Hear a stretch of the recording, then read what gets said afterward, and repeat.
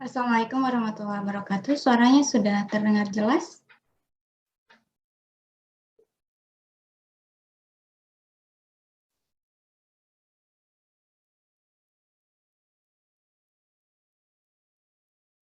Ada suara?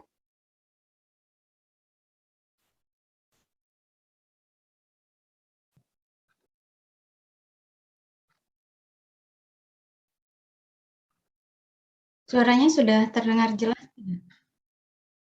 Sudah, Ibu. Sudah, Bu. Oke, kita mulai saja ya. Baru 17 orang, tapi sudah lebih 8 menit dari jadwal. Assalamualaikum warahmatullahi wabarakatuh. Selamat datang atau bergabung di mata kuliah kalkulus. Hari ini seharusnya minggu pertemuan kedua, tetapi karena minggu lalu untuk kelas ini tanggal merah, Hari Raya Nyepi, sehingga baru minggu ini masuk ke pertemuan pertama. Nah, di pertemuan pertama ini tidak akan langsung membahas materi secara detail, tetapi lebih kepada perkenalan, kemudian aturan-aturan perkuliahan, kemudian nanti rencana pembelajarannya seperti apa, kapan Zoom, kapan PTM, atau kapan full e-learning, dan lain sebagainya. Kemudian nanti juga akan dijelaskan mengenai gambaran umum apa saja yang akan kita pelajari selama 1 semester ini di mata kuliah kalkulus. Yang pertama, mungkin Anda juga sudah kenal nama saya. Perkenalkan kembali, nama saya Reni Rian Mariana. Dulu saya lulus dari Universitas Padjadjaran, S1 dan S2-nya. Untuk S1 program studi statistika, kemudian S2-nya adalah statistika terapan, jadi masih linear. Walaupun program studinya basicnya adalah statistika, tetapi tidak terlepas dari matematika, sehingga pada semester ini saya ditugaskan untuk memberikan perkuliahan mata kuliah kalkulus. Nah, sebelum bekerja atau menjadi dosen di sini, di program studi teknik informatika FTI Unsap, atau dulu namanya adalah Prodi TI dari STIMIK Sumedang.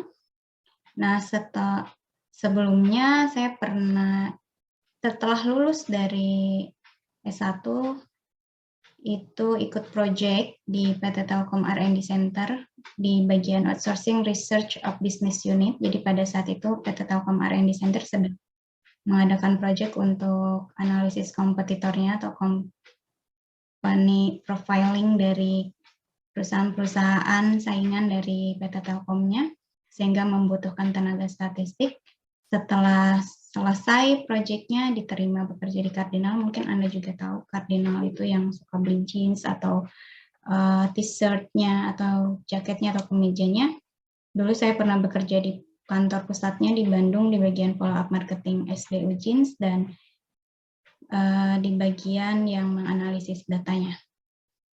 Kemudian setelah bekerja di Cardinal, saya ikut tes beasiswa S2, lolos, kemudian diterima di Universitas Padjadjaran, kuliah selesai, karena kuliah S2-nya itu adalah, dulu namanya adalah beasiswa unggulan calon dosen, sehingga itu diwajibkan untuk melaksanakan pengabdian terlebih dahulu, dan pada saat itu pengabdiannya ditugaskan oleh Kemendikbud di Politeknik Negeri Batam di program studi manajemen bisnis. Nah, pada saat di sana mengikuti tes CPNS, lulus di Lembaga Layanan Pendidikan Tinggi Wilayah 4 Jabar Banten. Dari LL Dikti inilah saya ditugaskan atau ditempatkan untuk bertugas sebagai dosen di Prodi TI di FTI Unsap ini.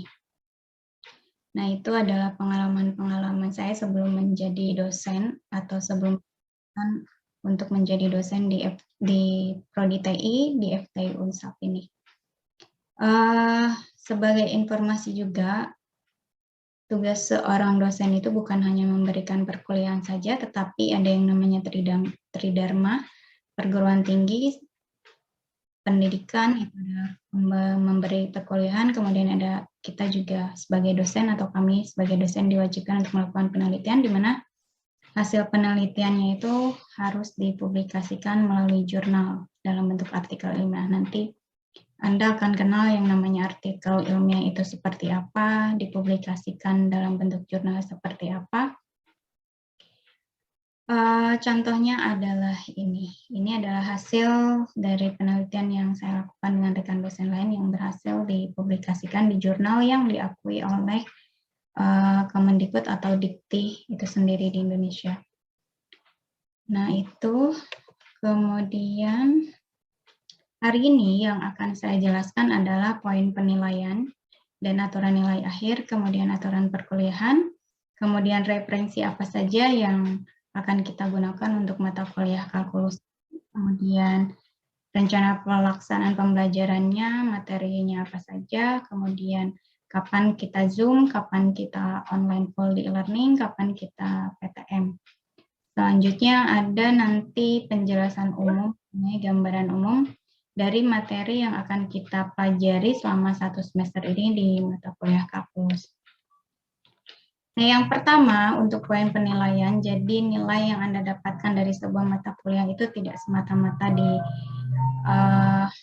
tebak-tebak oleh dosen dan lain sebagainya, tetapi ada beberapa poin utama yang diberikan penilaian sebagai evaluasi apakah kemampuan Anda mencapai capaian pembelajaran mata kuliah, namanya CPMK, nanti boleh Anda pelajari di RPS yang sudah saya sediakan di e-learning.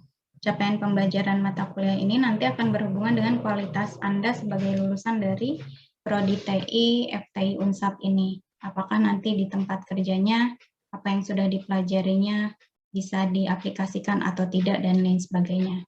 Nah, poin penilaian di mata kuliah ini terdiri dari 4. Ada yang disebut sebagai tugas terstruktur. Bukan hanya mata kuliah ini saja, saya yakin di mata kuliah yang lain juga sama, mungkin berbeda namanya. Jadi ada tugas terstruktur, kemudian ada tugas mandiri, ada UTS, dan ada kuis. Nah, setiap poin ini ada persentasenya, 20% dari rata-rata tugas terstruktur, kemudian 20% dari rata-rata kuis, 20% dari UTS, dan 30% dari UAS. Yang dimaksud dengan tugas terstruktur itu adalah tugas yang saya berikan pada beberapa pertemuan. Mungkin ada tugas terstruktur pertama, kedua, ketiga, dan seterusnya. Nanti misalnya di tugas terstruktur pertama Anda memperoleh hasil evaluasinya, itu adalah misalnya 80, kemudian di tugas struktur keduanya adalah 70, kemudian di tugas struktur ketiganya misalnya 80, nanti nilai rata-ratanya berapa, itu yang akan dimasukkan ke dalam nilai akhir. Jadi ini nanti 3 tugas ditambahkan, kemudian dibagi dengan 3. Hasilnya misalnya 75, nanti dari 75 ini diambil 30%-nya. Kemudian poin keduanya adalah tugas mandiri. Tugas mandiri ini diberikan di pertemuan keempat, kuis pertama. Kemudian kuis kedua itu di pertemuan ke-12. Kuis pertama misalnya Anda dapat 80, kemudian kuis keduanya adalah 70. Nanti ini juga dirata-ratakan dibagi dengan 2, hasilnya adalah 75. 75 ini diambil hanya 20% saja.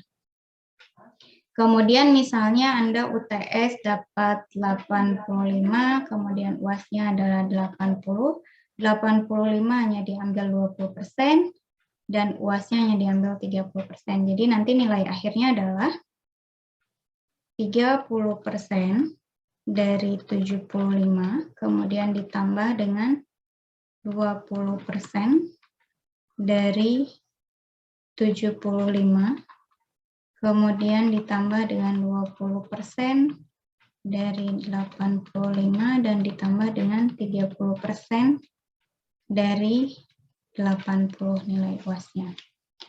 Nah, jadi jangan sampai Anda hanya memprioritaskan beberapa poin saja, misalnya Anda hanya UTS atau ikut UAS saja, sedangkan tugas terstruktur atau tugas mandirinya tidak dipenuhi, atau tidak dikumpulkan atau tidak dikerjakan, maka otomatis Anda kehilangan 50% ini. Bayangkan Anda hanya memiliki nilai yang dibutuhkannya yaitu hanya 50%-nya saja, itu sudah dapat dipastikan tidak memenuhi nilai minimal untuk lulus dari mata kuliah ini ataupun mata kuliah yang lain.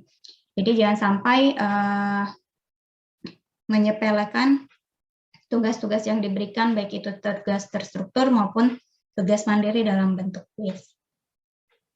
Contohnya adalah ketika misalnya saya berikan 3 buah tugas terstruktur di beberapa pertemuan, tetapi Anda hanya mengumpulkan misalnya hanya pertemuan tugas terstruktur pertama, kemudian kedua dan ketiganya tidak mengumpulkan, itu otomatis nilai di tugas keduanya itu adalah 0 karena tidak mengerjakan, kemudian ketiganya juga adalah 0. Jadi nanti nilai rata-ratanya adalah 80 ditambah 0 ditambah 0 dibagi 3. Ini nilainya adalah 23,6.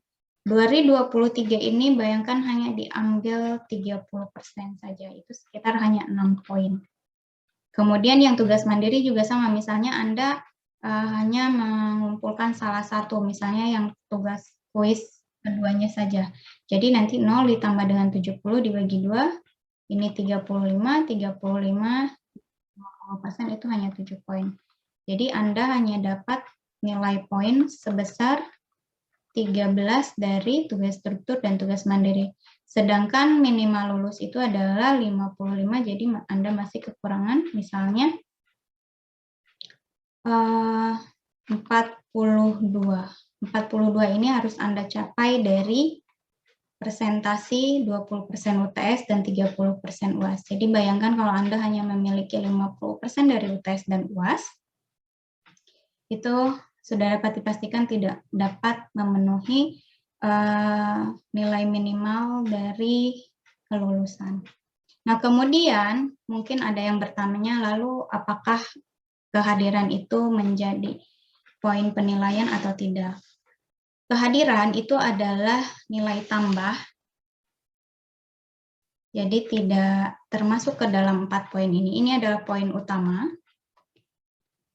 Kehadiran itu adalah nilai tambah, jadi misalnya dari yang kita ukur di sini, hasil nilai akhirnya 30% dari 75, 20% dari 75, kemudian 20% dari 85, kemudian 30% dari 80, itu misalnya hasil akhirnya adalah 45.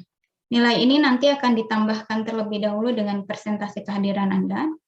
Misalnya Anda hadir dari 16 pertemuan itu hadir selalu 100%, sehingga nanti hasilnya adalah 55. Nah, inilah yang akan dikonversi ke dalam indeks mutu atau indeks huruf yang akan di-input ke dalam sistem informasi akademiknya. Jadi kehadiran juga jangan sampai disepelekan karena itu dapat membantu Anda, sangat membantu Anda untuk menambah nilai akhir yang nanti akan diinput ke dalam sistem informasi akademik atau yang dikonversi ke dalam indeks hurufnya.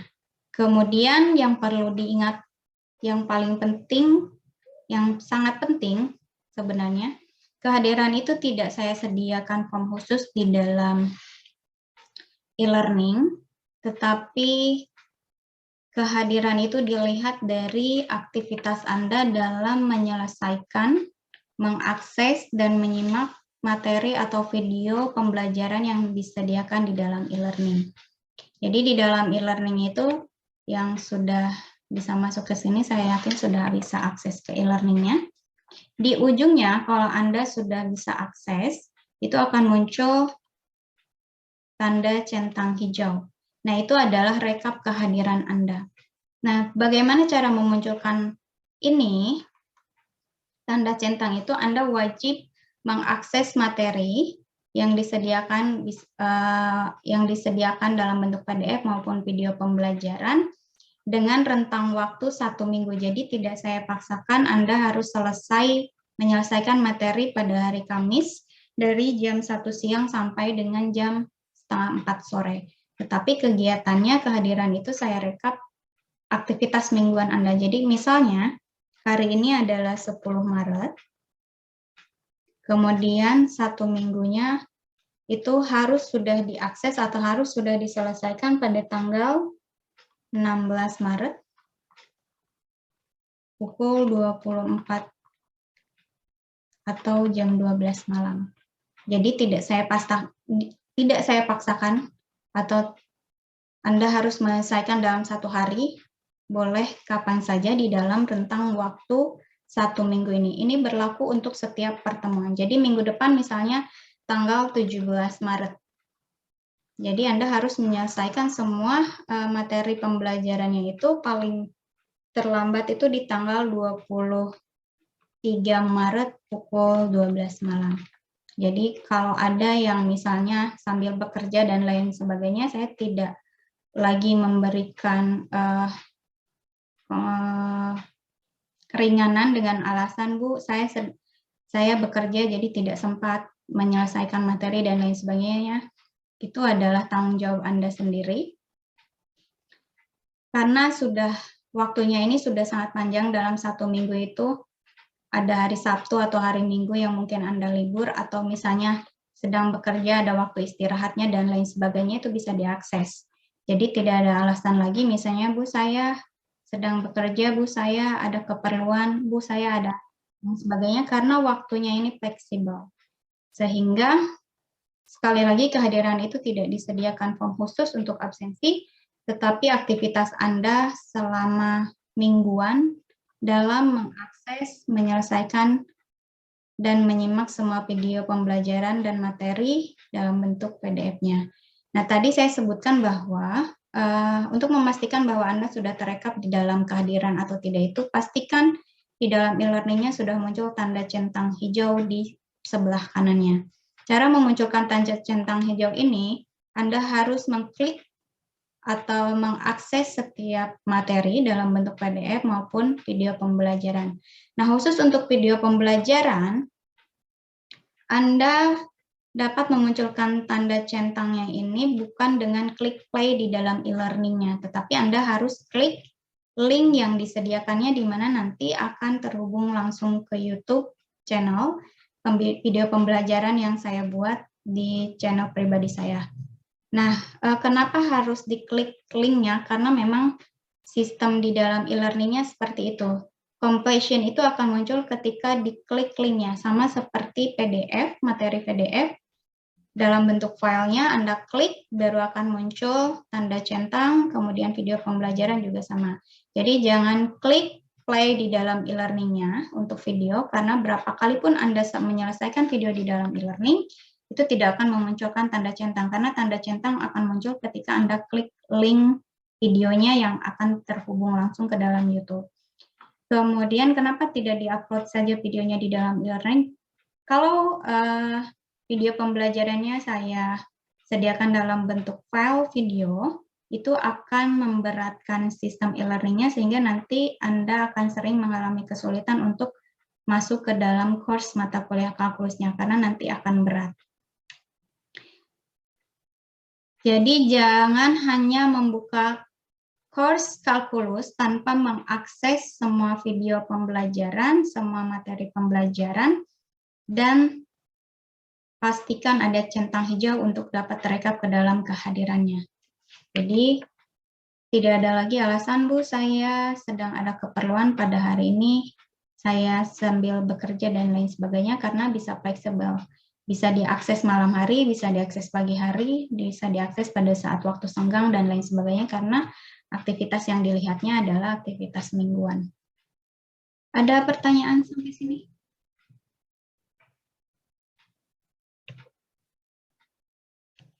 Tidak ada?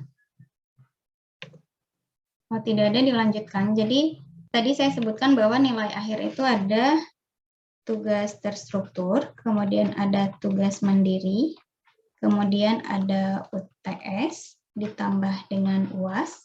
Tadi masing-masing ini adalah 30%, ini 20% mandiri, kemudian UTS 20%, dan UAS adalah 30%. Nanti hasil akhir ini misalnya 75, kemudian ditambah dengan kehadiran tadi misalnya 100% hadir, hasil akhirnya adalah 85.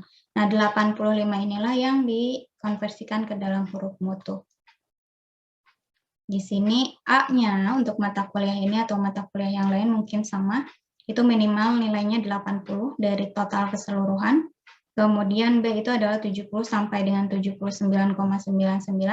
Nah, saya ingatkan jangan sampai Anda berada di titik ini karena ini tipis sekali. Walaupun hanya beda 0,01 tetap masuknya ke dalam B. Karena di kita tidak ada penilaian B minus atau B plus atau A minus atau A plus. Jadi walaupun nilai Anda 79,99 tetap nilainya adalah B, tidak. Kemudian C itu minimal 55 dan sampai dengan 69,99. Nah, untuk dapat dikatakan lulus dari mata kuliah, bukan mata kuliah saya saja, itu nilainya minimal C. Jadi minimal Anda total keseluruhan ini dapatnya 55. Nah, ini harus Anda perhitungkan atau harus Anda perjuangkan minimal Anda dapat 55 untuk dapat lulus dari mata kuliah kalkulus ini. Saya harap tidak ada yang mengulang, jadi jangan sampai bertemu lagi dengan saya di mata kuliah yang sama, kita bertemunya di mata kuliah yang lain. Dengan mengulang itu Anda membutuhkan waktu yang lebih lama lagi karena harus menyediakan waktu lebih untuk mengikuti perkuliahan ini lagi nanti di semester keempat ya. Kalau sekarang semester kedua nanti Anda bisa mengulangnya di semester keempat dan seterusnya.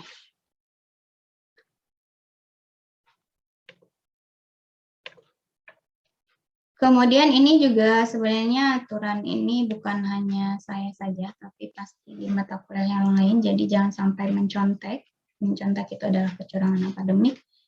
Atau bekerja sama pada saat kuis, UTS, UAS, dan lain sebagainya, maka nanti akan diberikan sanksi nilai 0. Ini sering terjadi saya temui baik sebelum kita menghadapi masa pandemi ataupun sesudahnya, masih banyak sekali mahasiswa yang melakukan kecurangan akademik tanpa rasa khawatir sama sekali. Apalagi sekarang di dalam sistem digital itu kadang saya minta kumpulkan dalam bentuk file Word yang diketik, banyak mahasiswa yang copy paste dari temannya, bahkan ada yang sampai namanya tidak diganti, formatnya sama persis, kalimatnya sama persis, tanda baca, titik koma, dan lain sebagainya sama persis. Itu sudah termasuk ke dalam kecurangan akademik yang sebenarnya termasuk ke dalam plagiarisme, dan itu sudah melanggar kode etik dari bidang pendidikan. Kemudian ini juga paling penting, jadi dari mata kuliah saya itu tidak ada perbaikan nilai, remedial, ataupun tugas pengganti. Jadi kalau nilai sudah masuk ke dalam sistem, itu adalah nilai final, Anda mau minta perbaikan, Anda mau minta remedial, atau Anda mau minta tugas pengganti untuk meningkatkan nilai, itu tidak akan diberikan. Karena semua poin penilaian tadi itu berlaku untuk seluruh mahasiswa tanpa terkecuali. Jadi kalau ada mahasiswa misalnya yang malas mengikuti perkuliahan, kemudian tidak mengumpulkan tugas terstruktur dan lain sebagainya, misalnya saya berikan ada tugas terstruktur 1 sampai dengan tugas terstruktur 6. Tiba-tiba datang ke saya minta 1 tugas pengganti, ini sudah pasti tidak akan saya berikan. Yang akan saya berikan itu silahkan kumpulkan semua tugas ini, silahkan dilengkapi semuanya. 6 tugas ini tidak diganti dengan 1 tugas. Jadi tidak ada istilah perbaikan nilai, remedial, atau tugas pengganti. Jadi silahkan lengkapi semua tugas terstrukturnya, tugas mandiri, kuis, kemudian UTS dan UAS-nya silahkan mengikuti dengan baik, jangan sampai terlambat, karena penilaian itu ada deadline waktunya. Jadi kalau melebihi dengan deadline waktunya, otomatis sistem nilai yang diinput ke dalam sistem itu adalah nilai seadanya yang memang Anda dapatkan, karena memang itu adalah konsekuensi dari aktivitas Anda sendiri. Kemudian selanjutnya adalah referensi atau buku yang kita gunakan untuk mata kuliah ini adalah buku milik Kursal, jilid 1 dan jilid 2. Nah, ini adalah bukunya. Mungkin di kalkulus juga di semester lalu Anda sudah kenal, bisa dibeli di mana saja. Sekarang banyak sekali penjualan secara online, jadi pasti mudah untuk mendapatkannya. Kemudian video pembelajaran yang saya buat sendiri sudah tersedia linknya di e-learning. Langsung masuk ke dalam playlist untuk mata kuliah. Kemudian selain buku utama tadi, referensi utama, saya juga gunakan referensi lain. Ini ada buku-buku yang berbahasa Inggris. Jadi kalau yang tadi yang pertama itu adalah buku yang diterjemahkan ke dalam bahasa Indonesia, di mana yang aslinya masih berbahasa Inggris milik Purcell. Kemudian referensi pendukungnya adalah 4 buku ini. Jadi ada buku Melly Clayton Holt, kemudian Tom Apostol, kemudian Foster Paul, kemudian Robert Oman, dan Daniel Oman.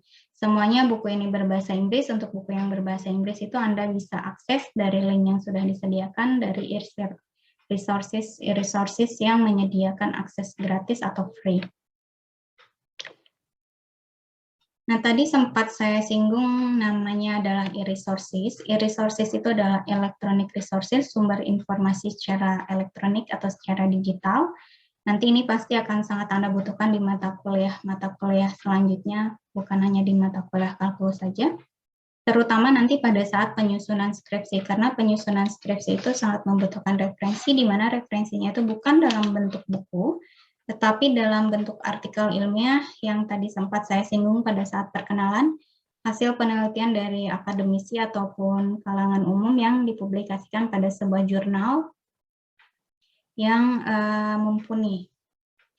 Nah, di sini resources-nya yang bisa Anda manfaatkan untuk mencari, misalnya saya pengen pelajarin materi-materi lain selain dari buku yang tadi saya rekomendasikan, Anda bisa akses ke link di Sinta ini. Kemudian untuk Sinta ini mayoritas berbahasa Indonesia, jadi link-link jurnalnya, link-link nama jurnalnya atau publisher-nya atau penerbitnya nanti akan ada materi-materi yang Anda cari sesuai dengan keyword yang Anda butuhkan.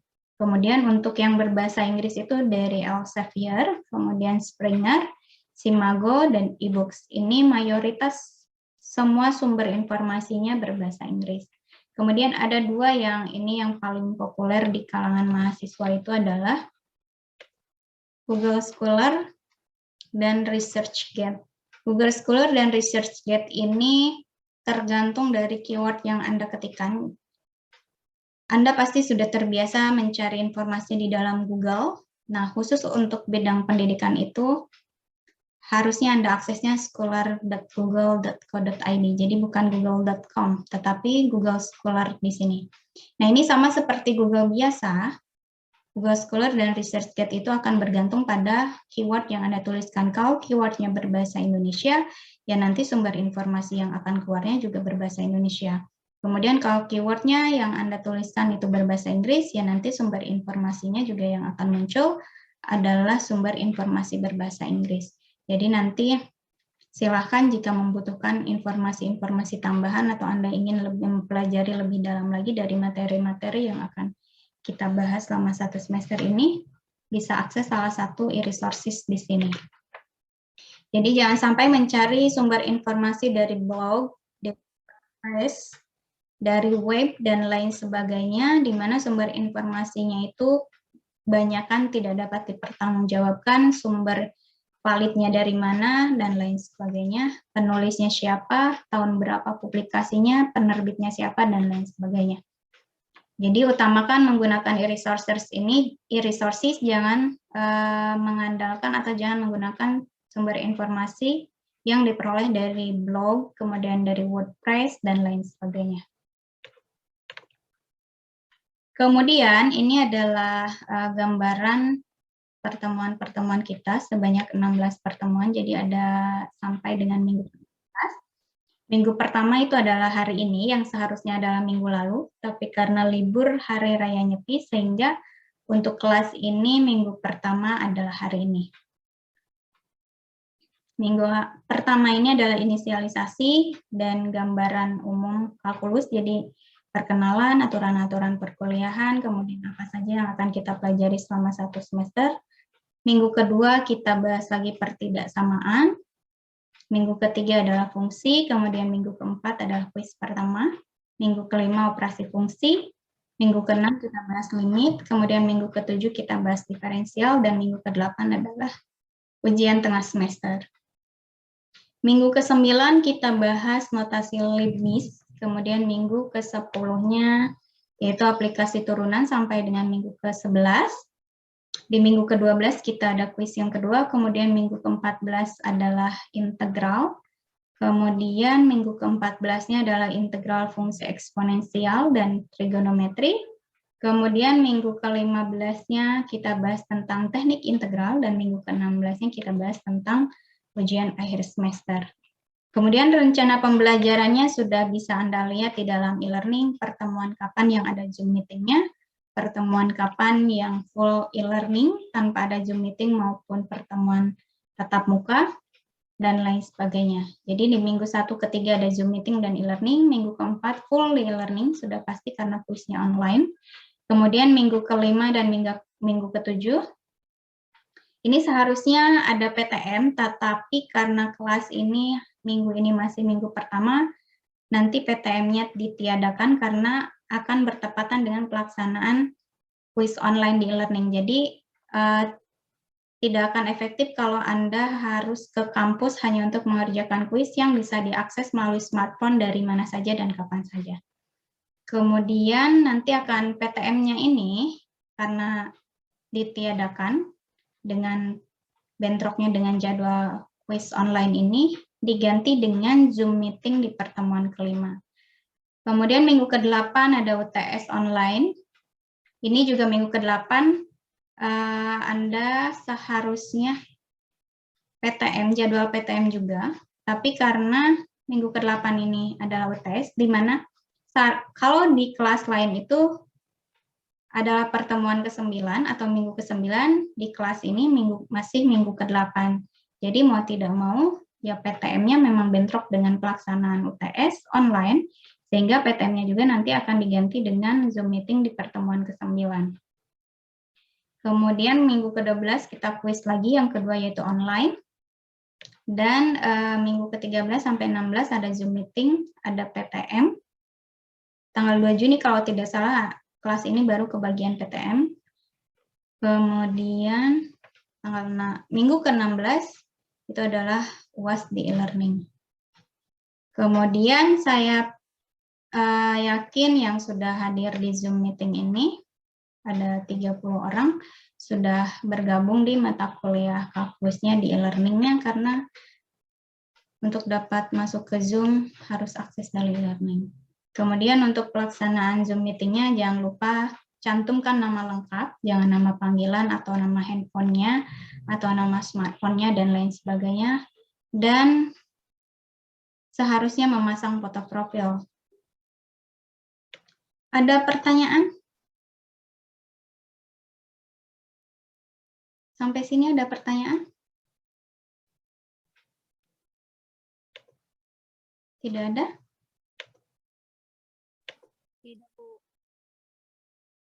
Kita lanjutkan ya, kalau tidak ada, kita masuk ke apa saja sih yang akan kita pelajari di dalam mata kuliah kalkulus ini. Hari ini nanti kita ingat kembali tentang sistem bilangan. Sistem bilangan itu kan ada bilangan real, kemudian ada bilangan bulat, ada bilangan irasional, ada bilangan rasional, dan lain sebagainya. Nanti di minggu selanjutnya, minggu depan, atau pertemuan kedua untuk kelas ini, dibahas tentang pertidaksamaan. Pertidaksamaan itu sebenarnya juga sudah Anda pelajari di SMA atau SMK, jadi sebenarnya mata kuliah kalkulus ini adalah mengulang matematika yang sudah Anda pelajari di SMA atau SMK, tetapi lebih spesifik yang nanti dapat menjadi kemampuan dasar Anda untuk dapat mengikuti mata kuliah lain di tingkat-tingkat selanjutnya. Pertidaksamaan ini hanya untuk mengingatkan kembali, itu tandanya misalnya kita punya X kuadrat ditambah 2X ditambah 1, ini kurang dari 30. Ini ada tanda lebih besar, ada kurang dari sama dengan, lebih besar sama dengan. Nah, ini yang disebut sebagai pertidaksamaan. Kalau Anda tuliskannya seperti ini adalah persamaan linear. Jadi bukan sebuah pertidaksamaan. Nanti di dalam pertidaksamaan ini yang akan kita pelajari adalah bagaimana mencari himpunan penyelesaian dari pertidaksamaan seperti ini. Berapa nilai X yang berlaku memenuhi pertidaksamaan ini? Wilayahnya sampai mana dan mana?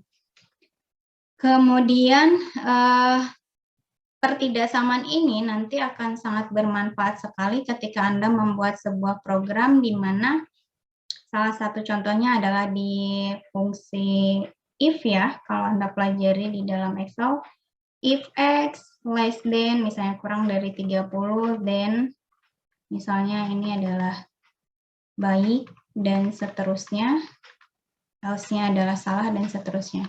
Jadi ini termasuk ke dalam pertidaksamaan. Jadi X-nya berapa saja yang masuk ke dalam 30, sehingga nanti yang dimunculkan di dalam Excel-nya itu adalah kata baik. Itu salah satu contoh penerapan dari pertidaksamaan yang mungkin tidak Anda sadari dalam kehidupan sehari-hari. Atau misalnya X-nya lebih besar dari 30, maka dikatakan baik, dan seterusnya. Nah, itu adalah salah satu contoh yang paling simpel penggunaan dari pertidaksamaan. Jadi kenapa kita harus mempelajari pertidaksamaan ini? Kenapa kita harus mencari nilai X apa saja yang berlaku memenuhi pertidaksamaan ini? Mungkin karena nanti di dalam pemrograman akan selalu melibatkan bahasa pemrograman, ada if, then, else, dan lain sebagainya. Kemudian fungsi juga sebenarnya sudah sering, bukan sudah sering, tapi memang sudah Anda pelajari di SMA atau SMK. Ini sudah termasuk fungsi. X kuadrat ditambah 2X ditambah 1. Ini sudah termasuk fungsi. Nanti ada fungsi genap, ada fungsi ganjil, kemudian bagaimana cara menggambarkan kurvanya, dan lain sebagainya kita pelajari kembali. Karena nanti akan berkaitan lagi dengan kemampuan dasar yang harus Anda kuasai untuk dapat mengikuti mata kuliah lainnya. Kemudian limit. Limit juga kita pelajari kembali. Saya yakin juga Anda sudah bisa. Jadi untuk limit ini, limit X menuju 2 dari misalnya X kuadrat ditambah 3X itu berapa? Jadi limit itu sebenarnya mencari jumlah di mana nilai X-nya itu mendekati 2 tetapi tidak sama dengan 2 dari fungsi X kuadrat ditambah dengan X. Nanti tanda sama dengan ini bukan berarti jumlah dari nilai X yang mendekati 2 dari X kuadrat ditambah 3X itu adalah sama dengan misalnya 3. Tetapi nanti kalimatnya itu adalah mendekati 3. Jadi mungkin apa yang Anda dipelajari di SMA atau SMK itu hanya sebatas bagaimana cara menyelesaikan perhitungan limit ini X kuadrat ditambah 3X, di mana limitnya itu adalah X sampai dengan 2 sama dengan 3. Mungkin hanya sampai di situ, tetapi ini ada artinya. Jadi kalau kita memiliki sebuah kurva, kemudian kurvanya itu tidak di titik,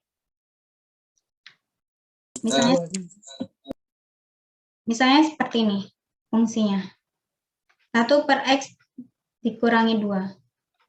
Penyebut ini tidak boleh sama dengan 0. Kenapa tidak boleh sama dengan 0? Nanti karena hasilnya 1/0 itu tidak dapat didefinisikan. Sehingga nanti di kurvanya itu tidak akan ada titik potong di 0 sini. Tetapi nanti dia akan mengambang sampai dengan tak berhingga. Nah, yang dapat kita hitung adalah jumlah dari X mendekati nilai 2-nya. Jadi X-nya tidak boleh sama dengan 2, tetapi X yang mendekati 2 sampai dengan 1,99999 ini masih memiliki nilai. Karena 1/1,999 dikurangi 2 itu masih ada nilainya. Nah, itu adalah fungsi limit. Jadi kita mencari, salah satu contohnya mencari jumlah dari sebuah fungsi yang nilai X-nya mendekati nilai tertentu di mana pada nilai titik itu tidak berlaku. Karena menyebabkan hasilnya tidak dapat didefinisi atau hasilnya adalah tak terhingga. Kemudian diferensial dan integral ini akan saling berkaitan. Jadi kalau Anda misalnya memiliki sebuah fungsi f(x) itu adalah 3x kuadrat, diferensial itu adalah turunannya. Ini juga sudah Anda pelajari, ini f aksen x. Nanti turunannya adalah 6x. Nah, integral itu kebalikannya, yang diketahuinya adalah fungsi turunannya. Jadi untuk integral itu adalah yang diketahui adalah fungsi turunannya, yang dicari adalah fungsi aslinya. Fungsi aslinya di sini. Jadi kalau mencari turunan itu adalah dari fx asli diturunkan menjadi f aksen, sedangkan untuk integral ini diferensial ya. Sedangkan untuk integral itu dari bawah ke atas. Jadi memakai integral. Nah, kenapa kita harus pelajari turunan? Kenapa kita harus pelajari integral? Turunan ini nanti bisa Anda manfaatkan dalam optimasi atau dalam mata kuliah lain yang membahas tentang optimasi. Jadi diferensial ini nanti dimanfaatkan untuk mencari titik tertinggi, titik terendah. Kalau berhubungan dengan bisnis nanti keuntungan tertinggi, kerugian terendah, dan lain sebagainya. Untuk integral, ini nanti akan Anda temui di dalam salah satunya mata kuliah nanti di semester 3, mungkin ada probabilitas dan statistika, itu adalah saya yang memberikan perkuliahannya. Integral ini nanti integral tentu dari f dx. Ini dapat dimanfaatkan untuk mengetahui peluang. Jadi nanti ini bisa memiliki nilai peluang, hasilnya dalam bentuk angka. Misalnya, saya ingin mengetahui peluang mahasiswa semester 2 ini lulus dari mata kuliah kalkulus. Nanti diperoleh datanya tadi, data tugas setiap mahasiswanya, terstruktur, mandiri, kemudian UTS, UAS, diolah, dicari menggunakan integral ini dengan fungsi tertentu. Fungsinya ini juga memiliki fungsi tersendiri, nanti namanya fungsi distribusi data. Distribusi data nanti diperolehlah nilai peluangnya berapa. Misalnya nilainya adalah 0,85, artinya kemungkinan besar Anda lulus dari mata kuliah ini adalah 80% ketika nanti ada syaratnya. Tugas strukturnya sekian, tugas mandirinya sekian, UTS-nya sekian, dan UAS-nya sekian, kemudian kehadirannya juga sekian. Nah, selain itu, integral juga dimanfaatkan untuk mencari peluang menolak atau menerima sebuah pernyataan ilmiah. Pernyataan ilmiah itu contohnya adalah misalnya ada sebuah lembaga yang mengklaim bahwa misalnya, contohnya adalah misalnya lembaga kita FTI ya. Lembaga FTI ini mengatakan bahwa kualitas lulusan mahasiswa dari prodi sistem informasi, misalnya sistem informasi ini adalah sangat baik, maka pernyataan tadi itu tidak dapat dipercaya begitu saja karena ada ukuran-ukuran yang harus dievaluasinya. Nah, ukuran-ukuran yang harus dievaluasinya misalnya adalah nilai IPK-nya, kemudian waktu tunggu misalnya dari dinyatakan lulus sampai dengan mendapatkan pekerjaan, kemudian ada penilaian di tempat kerjanya seperti apa, apakah memang mampu melakukan pekerjaan dengan baik atau tidak, dan lain sebagainya. Nanti dihitung, setelah dihitung akan diperoleh. Setelah dihitung akan diperoleh sebuah nilai yang disebut sebagai peluang menolak atau menerima hipotesis tadi. Nah, itu nanti bukan mungkin, pasti Anda temui di mata kuliah selanjutnya, yang paling pasti adalah di mata kuliah probabilitas dan statistika. Kemudian di mata kuliah lainnya juga akan sangat bermanfaat. Salah satunya mungkin nanti di matematika diskrit. Akan dipelajari lagi tentang yang berhubungan dengan fungsi. Nanti kan di fungsi itu ada fungsi inverse. Masih ingat fungsi inverse? Fungsi itu nanti ada fungsi inverse atau fungsi balikan. Fungsi inverse itu dimanfaatkan ketika Anda berfoto selfie. untuk yang berhubungan dengan digital. Jadi kalau Anda selfie, kemudian settingnya mirrornya itu tidak diaktifkan, foto selfie Anda akan tetap tangan kanan berubah menjadi tangan kiri, kemudian tangan kiri berubah menjadi tangan kanan. Nah, foto selfie itu adalah hasil dari fungsi inverse atau fungsi balikan dari fungsi yang dipantulkan ke dalam kameranya. Jadi sebenarnya di balik kamera selfie itu di dalamnya ada programnya itu salah satunya memanfaatkan fungsi inverse-nya. Kalau misalnya Anda Anda manfaatkan lagi fungsi mirrornya dinonaktifkan, jadi tangan kanan tetap tangan kanan, tangan kiri tetap tangan kiri, itu melalui dua proses. Jadi nanti ini saya gambarkan saja, misalnya garis fungsi ini adalah cermin. Ini adalah cermin, kemudian ini adalah kurva fungsi fx-nya. Nanti ketika pantulan ini, cermin ini adalah y sama dengan x, dia akan berubah menjadi seperti ini, yaitu f inverse x. Titik ini misalnya adalah 0,1, nanti di dalam pantulannya berubah menjadi 1,0. Yang tadi saya sebutkan.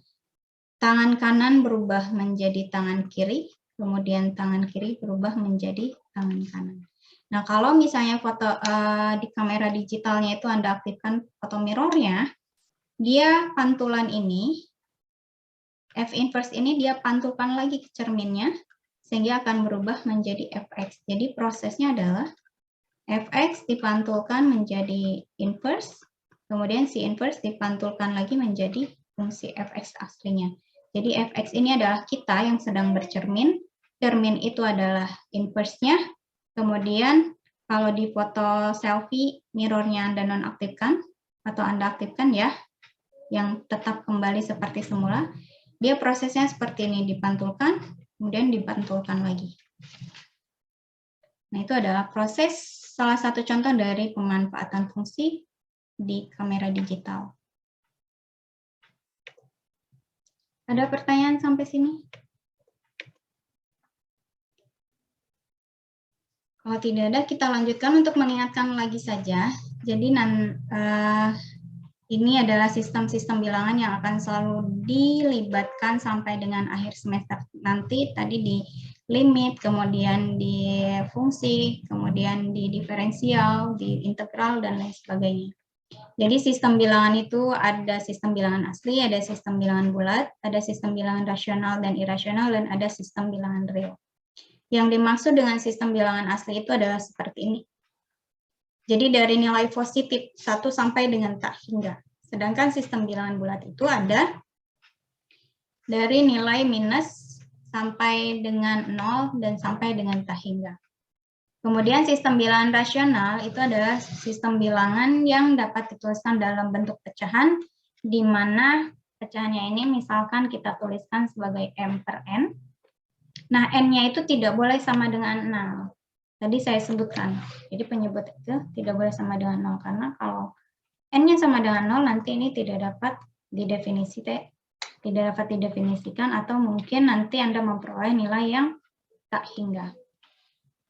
Kemudian sistem bilangan irasional itu yang ada akar pangkatnya, kemudian ada Pi, ada E, Pi itu adalah 3,1414 yang Anda kenal di matematika SMA, kemudian epsilon itu adalah 2, sekian, 2,7 sekian kalau tidak salah. Nah, itu adalah sistem bilangan irasional. Jadi kalau sistem bilangan rasional itu adalah dalam bentuk pecahan, untuk sistem bilangan irasional itu termasuk hasil bagi dari bilangan-bilangan yang tidak dapat dituliskan sebagai hasil bagi dari dua bilangan bulat. Jadi akar 2, akar 3, akar 5, akar pangkat 37. Dari 7 ada phi, ada epsilon atau eksponen, dan lain sebagainya. Nah, jika digambarkan dalam sebuah lingkaran besar, sistem bilangan real itu adalah sistem bilangan yang mencakup semua sistem bilangan lain. Jadi yang paling kecil adalah sistem bilangan asli. Sistem bilangan asli itu kan hanya dari 1, 2, 3. Kemudian kalau misalnya ada tanda minusnya, minus 3, minus 2, minus 1 sampai dengan 0, Ini dan seterusnya sampai dengan positif, ini adalah sistem bilangan bulat.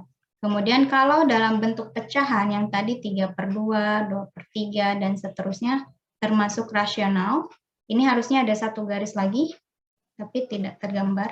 Jadi di sini ada sistem bilangan irasional yang tadi disebutkan tidak dapat dibentuk dalam pecahan dan lain sebagainya. Akar 2, akar pangkat 3 dari 7, kemudian V, ada epsilon, dan lain sebagainya. Nah, sistem bilangan real itu mencakup semua bilangan.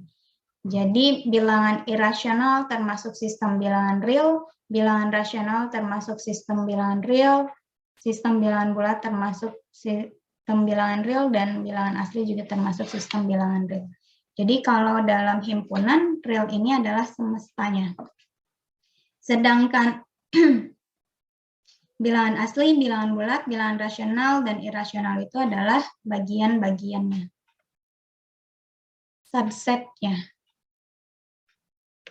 Ada pertanyaan?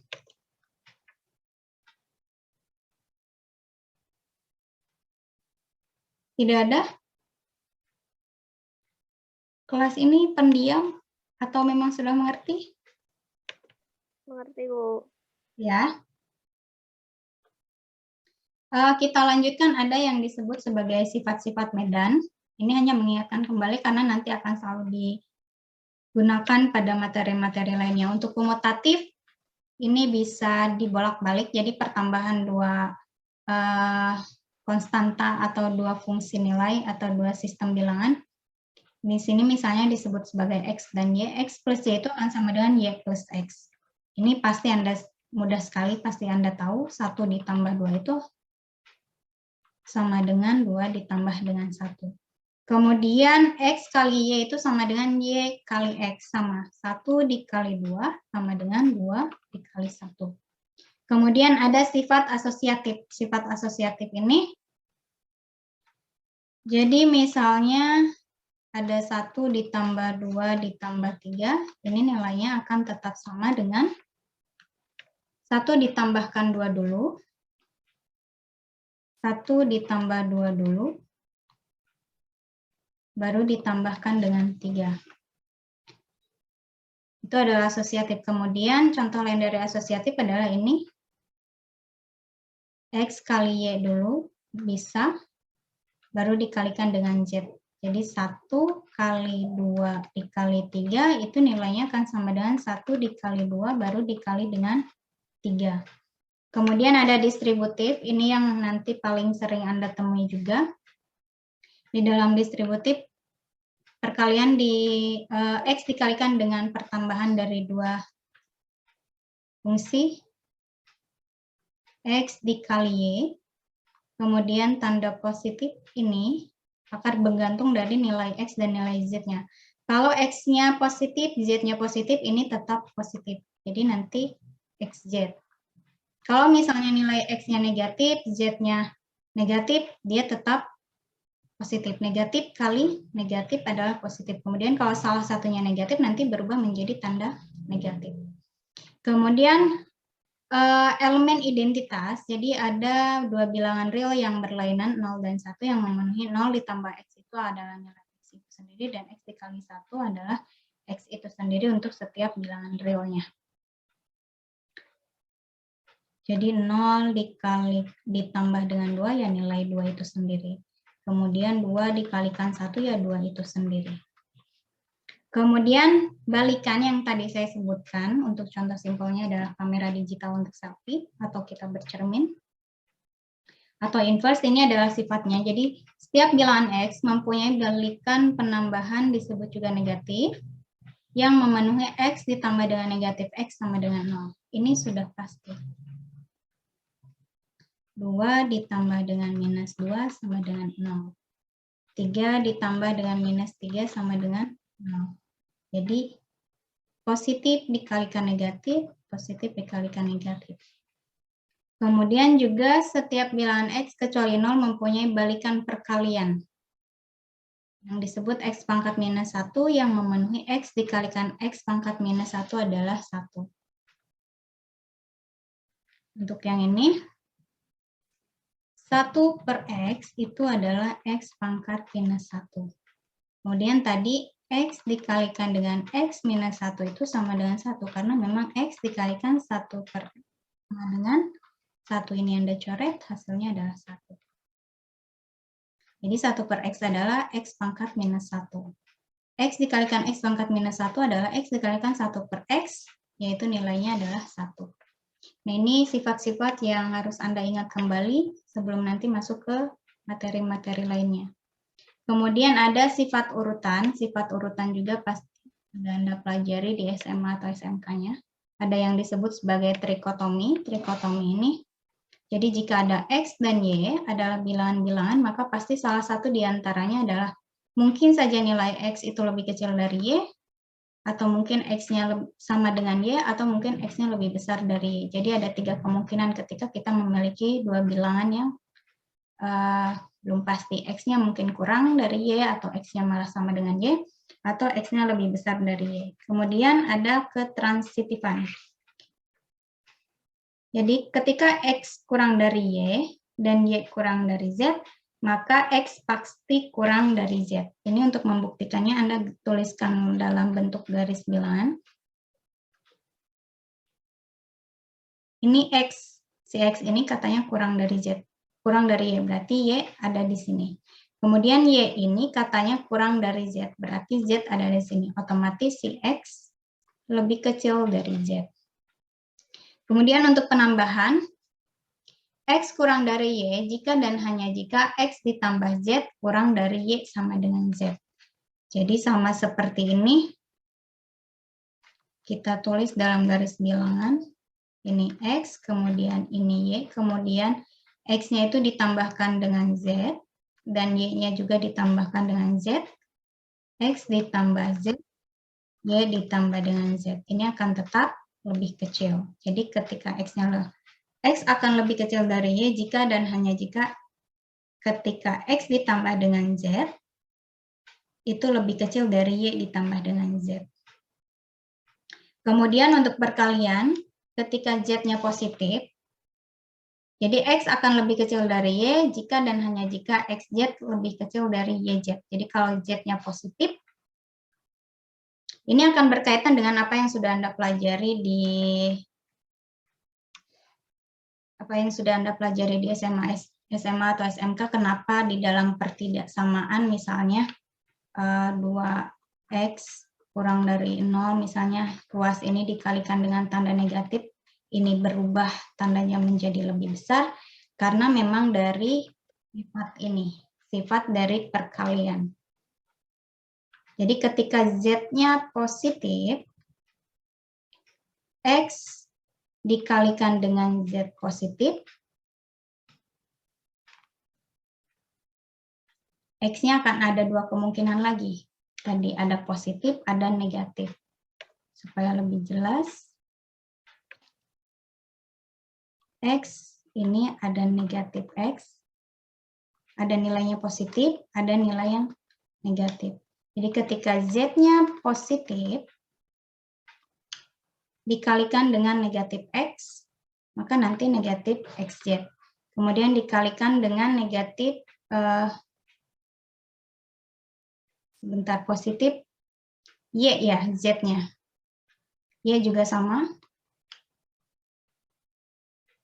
Ada negatif, ada positif. Jadi,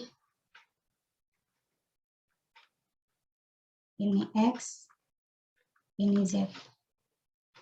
Kita ambil ini Y ya maksudnya, kita ambil sama-sama X-nya negatif, Y-nya negatif. Yang ini dikalikan dengan positif. Misalnya negatif 1, ini negatif 2, yang ini negatif 1 maksud saya. Negatif 2 dikalikan dengan positif 1 tetap negatif 2, negatif 1 dikalikan dengan positif 1 tetap negatif 1, sehingga nilainya X kurang dari Y. Sudah betul. X kali Z-nya juga tetap kurang dari Y dikalikan dengan Z. Kemudian kalau X-nya juga positif, kemudian Y positif, yang ini misalnya 1, yang ini adalah 2, kemudian dikalikan dengan positif, Z-nya positif, ini akan tetap XZ dikalikan dengan YZ, tandanya tetap tidak berubah. Tetapi akan berubah ketika nilai Z-nya negatif. Yang ini. Ketika nilai Z-nya adalah negatif. Kalau tadi yang dikalikannya positif, kalau sekarang yang dikalikannya adalah negatif.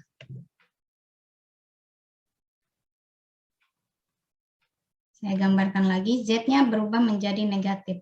Di sini adalah negatif. Jadi, ini X dan Y. Jadi, X akan kurang dari Y ketika, jika dan hanya jika X kali Z lebih besar dari Y kali Z. Saya beri contoh, Z-nya adalah minus 1, X-nya adalah minus 1, Y-nya adalah 1. Ini dikalikan dengan ini 1, kemudian ini dikalikan ini adalah negatif 1. X kali Z itu adalah minus 1 dikalikan minus 1, hasilnya adalah positif 1. Kemudian Y dikalikan Z. Y-nya 1 dikalikan dengan negatif 1. Hasilnya adalah negatif 1. Sehingga sudah jelas XZ ini lebih besar dari YZ. Di sini. Paham ya? Jadi kalau kedua ruas ini dikalikan dengan negatif Z, itu otomatis tandanya berubah. Kemudian kalau yang ini, dua ruas ini dikalikan dengan positif Z, ruasnya tidak berubah. Nah, itulah kenapa dari fungsi-fungsi yang Anda pelajari di SMA atau SMK pada saat pertidaksamaan, kenapa setiap ruas yang dikalikan dengan negatif itu akan berubah tandanya, ya karena memang seperti ini sifatnya untuk sifat perkalian. Ada pertanyaan sampai sini?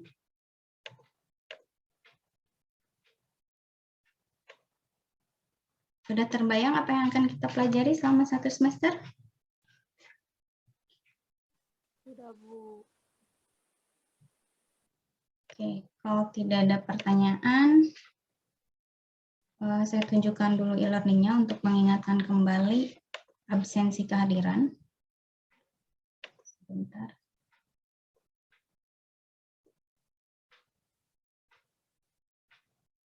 Kan lagi fokus ke ibu atau jadi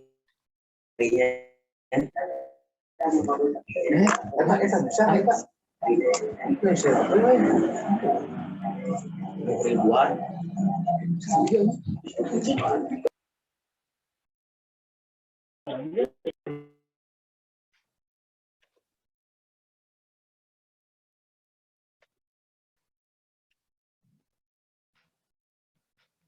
Sudah muncul e-learning-nya?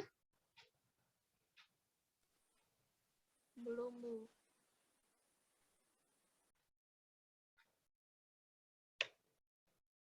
Sudah ada sekarang? Belum. Sudah, Bu. Sudah. Nah, ini untuk mengingatkan lagi, karena tadi banyak yang terlambat masuk, untuk kehadiran itu pastikan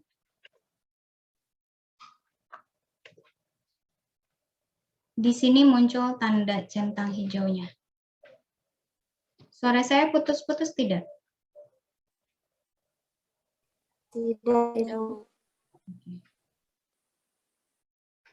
Karena saya lihat videonya agak delay, takutnya suaranya putus-putus. Nah, ini tadi Zoom meeting kalau Anda akses dari link, ini pasti akan muncul tanda centang seperti ini yang muncul di saya. Kemudian ini adalah untuk memastikan bahwa untuk memastikan apakah Anda sudah terekam di dalam absensi atau tidak. Ya, pastikan di dalam e-learning masing-masingnya itu adalah muncul tanda centang ini. Tanda centang ini muncul ketika materi dan video pembelajarannya diakses. Jadi bukan hanya login ke dalam e-learning, kemudian buka kalkulus, hanya melihat scroll ke bawah seperti ini, tidak hanya seperti itu untuk kehadiran. Tetapi harus menyelesaikan semua materi yang disediakan sesuai dengan jadwalnya yang tadi saya sebutkan, aktivitas mingguannya. Nah, ini untuk PDF-nya diklik nanti setelah dibaca, selesai, di back akan muncul tanda centang seperti ini. Untuk PDF yang kedua juga sama, kalau sudah diklik, dibaca, kemudian di back, nanti akan muncul tanda centang.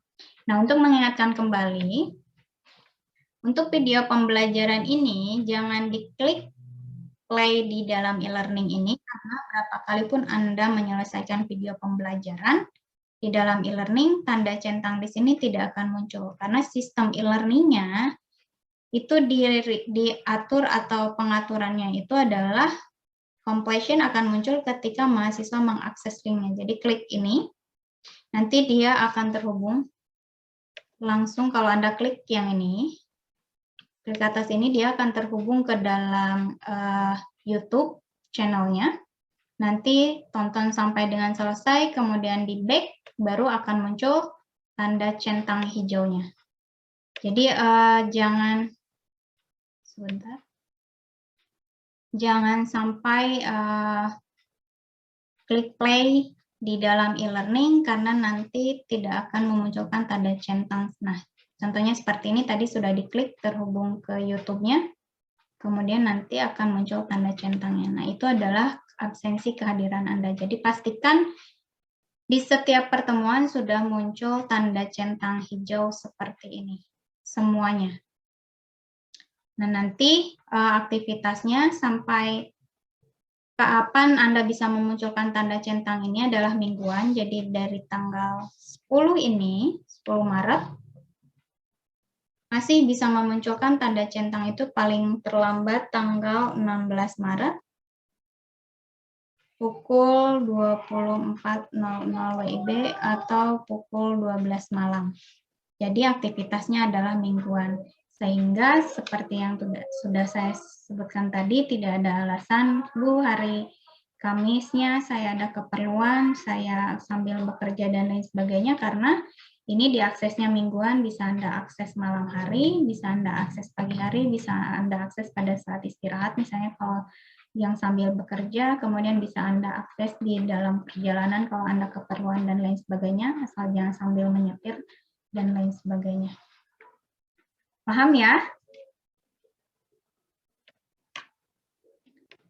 Kemudian tadi saya sebutkan jangan sampai bingung kapan kita Zoom lagi, kapan PTM dan lain sebagainya, semuanya sudah ada informasinya di dalam e-learning. Contohnya adalah untuk pertemuan minggu depan, untuk kelas ini masih pertemuan kedua yaitu 17 Maret. Di sini tidak ada Zoom, kemudian tidak ada keterangan ada PTM, sehingga otomatis perkuliahannya full melalui e-learning.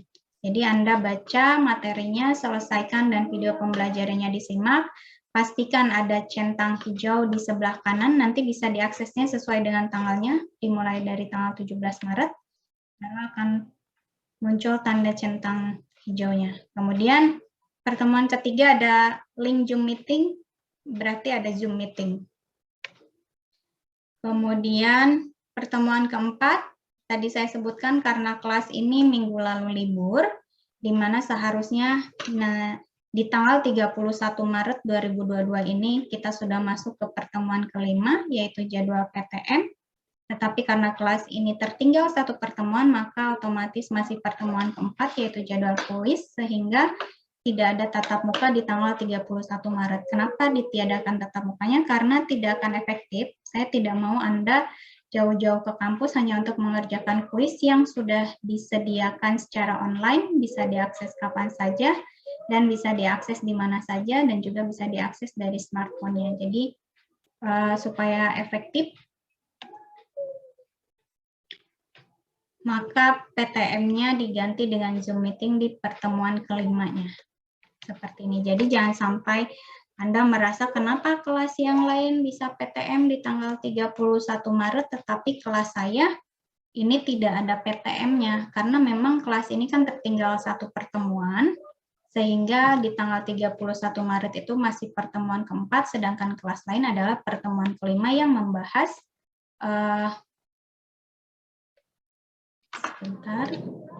yang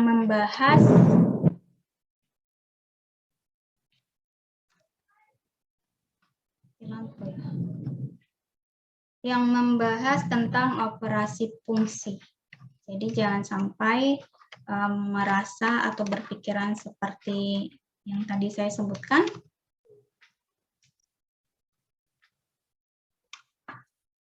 Kenapa kelas lain bisa PTM di tanggal 31 Maret, tetapi kelas saya tidak bisa PTM?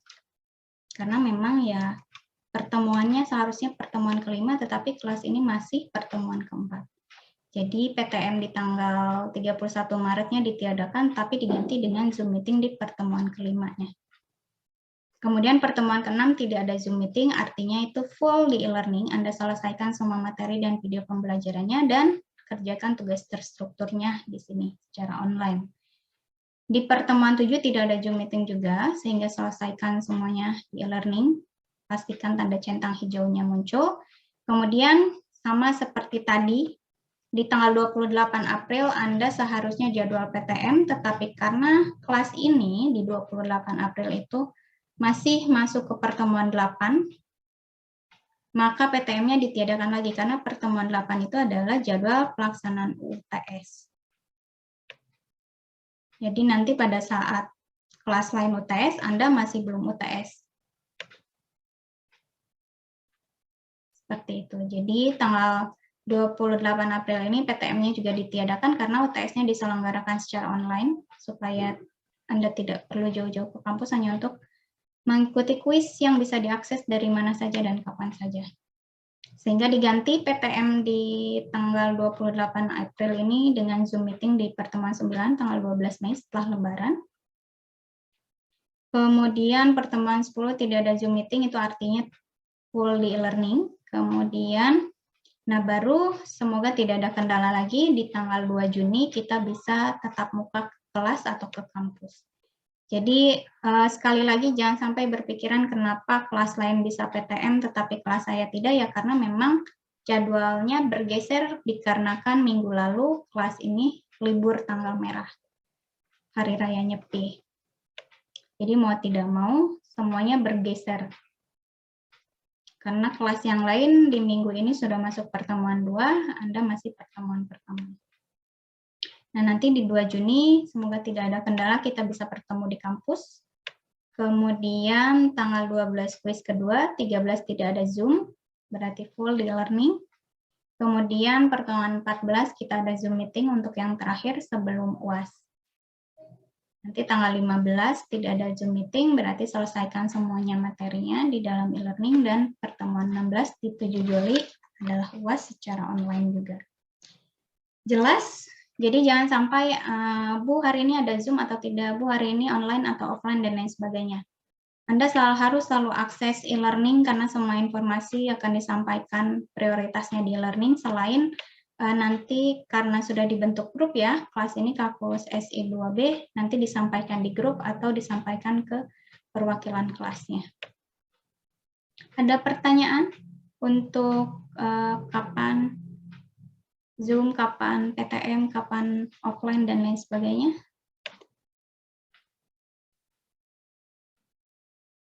Sudah jelas ya? Sudah, Bu. Terus, Bu. Jelas. Mungkin pertemuan hari ini sampai di sini. Jangan lupa yang tadi saya sampaikan materinya diselesaikan sesuai dengan tenggat waktunya, yaitu aktivitas mingguan.